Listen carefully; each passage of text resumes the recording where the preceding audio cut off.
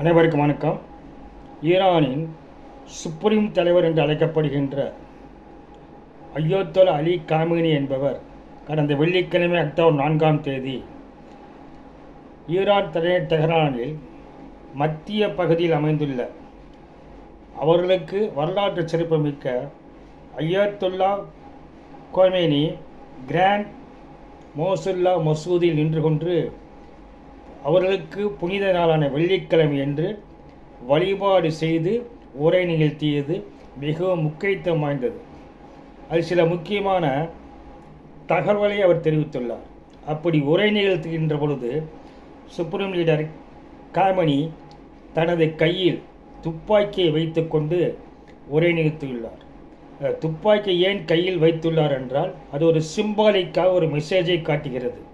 அதாவது நாங்கள் எந்த நிலையிலும் பின்வாங்க மாட்டோம், நாங்கள் எந்த நிலையிலும் நாங்கள் ஓய்வெடுக்க மாட்டோம், எங்களை யாரும் வீழ்த்த முடியாது, நாங்கள் இஸ்ரேல் மீது சரியான முறையில் தாக்குதல் நடத்துவோம் என்பதை உணர்த்தும் விதமாக ஒரு சிம்பாலிக் மெசேஜ் என்ற வகையில் கையில் துப்பாக்கி வைத்து கொண்டு அவர் வெள்ளிக்கிழமை உரை நிகழ்த்தியுள்ளார்.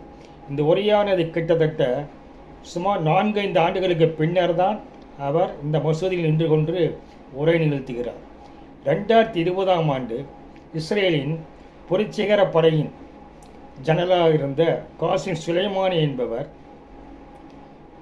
அமெரிக்கா மற்றும் இஸ்ரேலின் கூட்டணியார் ட்ரோன் தாக்குதலில் கொல்லப்பட்டார். அன்று இதே மசூதியில் நின்று கொண்டு உரை நிகழ்த்தியவர் இன்றுதான் உரை நிகழ்த்தியுள்ளார். அதாவது அக்டோபர் 4 உரை நிகழ்த்தியது எந்த காரணத்திற்காக என்றால் 2 காரணங்கள். ஒன்று, இசிபுல்லாவின் தலைவர் ஹசன் நஸ்ரல்லா கொல்லப்பட்டதற்கும், இரண்டாவது இஸ்ரேல் மீது ஈரான் மிகப்பெரிய தாக்குதல் நடத்திய பின்பும் ஈரான் உறுதியாக இருக்கிறது, இஸ்ரேலுக்கு அஞ்சவில்லை என்று காட்டுவதற்காகவும், ஈரான் மக்கள் தங்களுக்கு ஆதரவாக ஒன்று கூடி நிற்கிறார்கள் என்பதையே வெளி உலகத்திற்கு காட்டுவதற்காக தான் இந்த உரை அவர் நிறுத்தியுள்ளதாக மற்றவர்கள் கருதுகிறார்கள். கிட்டத்தட்ட லட்சக்கணக்கான மக்கள் கூடிய மத்தியில் அவர் உரை நிகழ்த்தியுள்ளது குறிப்பிடத்தக்கது. இதில் சில முக்கியமான செய்திகளையும் அவர் சொல்லியுள்ளார். அதாவது சென்ற வருடம் 2023 அக்டோபர் 7 தான் இஸ்ரேலின் மீது ஹமாஸ் தாக்குதல் நடத்தியது.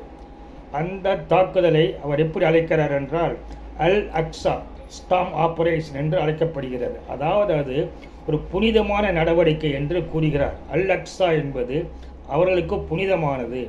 எனவே அந்த தாக்குதலை அல் அக்ஸா ஸ்டாம் ஆபரேஷன் என்று குறிப்பிட்டு இஸ்ரேல் மீது சென்ற அக்டோபர் 7 தாக்கல் நடத்தியது சட்டப்பூர்வமானது, சரியானது, அதாவது லீகல் இந்த லெஜிட்டிமேட் என்ற வார்த்தையை பயன்படுத்தியுள்ளார். அதேபோல பாலஸ்தீனமானது இஸ்ரேல் மீது தாக்கல் நடத்த உரிமை இருக்கிறது. அதுபோல் பாலஸ்தீனிய மக்களுக்கு அனைவரும் உதவி செய்ய உரிமை இருக்கிறது, அதை யாரும் எதிர்த்து கேள்வி கேட்க முடியாது என்று அவர் சொல்கிறார். ஏனென்றால் ஈரானின் ஆதரவுடன் தான் அங்கு ஒரு ஆக்சிஸ் ஆஃப் ரெசிஸ்டன்ஸ் என்ற ஒரு குழுவான செயல்படுகிறது. அந்த குழுவில் முக்கியமானவர்கள் காசாவில் செயல்படும் ஹமாஸ் மற்றும் லெபனானில் செயல்படுகின்ற இசிபுல்லா என்ற அமைப்பு மற்றும் ஏமனில் செயல்படுகின்ற ஹூத்தி அமைப்பினர், இப்படி பல்வேறு அமைப்புகளுக்கு ஈரான் நிதி உதவியும் ஆயுத உதவியும் செய்கிறது. இது ஆக்சிஸ் ஆஃப் ரெசிஸ்டன்ஸ் என்று ஈரான் அழைக்கிறது. எனவே அதற்கு உரிமை இருக்கிறது, யாரும் கேள்வி கேட்க முடியாது என்று கூறுகிறது. அதேபோல ஈரானின் எதிரிகள், அதாவது இஸ்ரேல் மற்றும் அமெரிக்காவை மறைமுகமாக குறிப்பிட்டு இஸ்லாமிய நாடுகளை பிரிக்கிறார்கள், எனவே நாம் பிரியக்கூடாது, அதாவது ஒரே ஒரு எதிரி மட்டுமே நமக்கு இருக்கிறார்கள், அதாவது அது இஸ்ரேல்.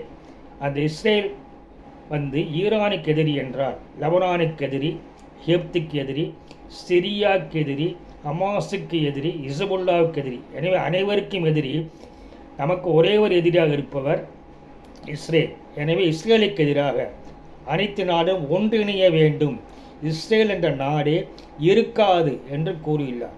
அமெரிக்காவின் உதவியால் மட்டுமே ஜானிஸ்ட் அரசானது நீடித்து வருகிறது என்று தெரிவித்துள்ளார். அது மட்டுமல்லாமல் பாலஸ்தீனிய ஆக்கிரமிப்பு தான் இஸ்ரேல் என்று அவர் கூறுகிறார்.